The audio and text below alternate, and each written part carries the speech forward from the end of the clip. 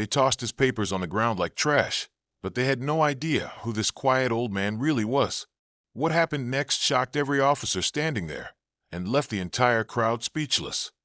It was a sunny afternoon when James Carter, a 72-year-old veteran rider, stopped at a gas station on his motorcycle. His leather jacket carried faded patches, each one telling a story of service and sacrifice.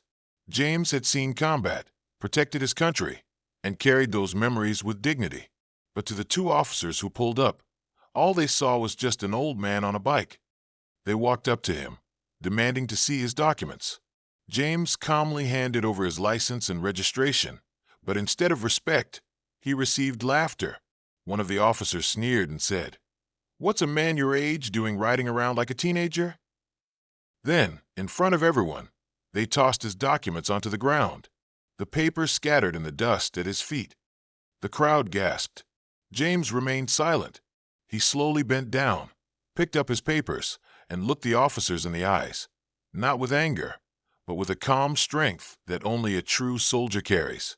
And then something unexpected happened. A black SUV pulled into the gas station. Out stepped a decorated army captain, followed by several uniformed soldiers.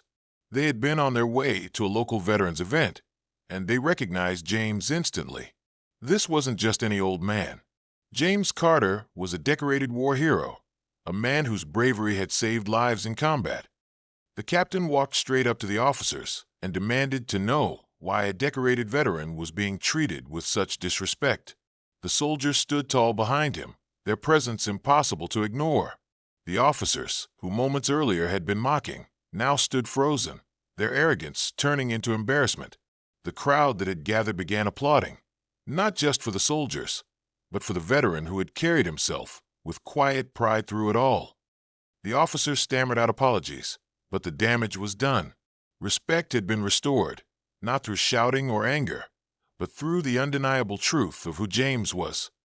And as James put his documents safely back in his pocket, he simply said, "Respect isn't asked for, it's earned, and sometimes it's remembered."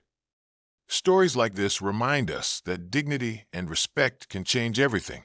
If you believe veterans deserve better, hit that like button right now. Share this video with someone who needs to hear it, and subscribe for more powerful stories like this. What would you have said to those officers if you were standing there that day? Let me know in the comments below. I'd love to hear your thoughts.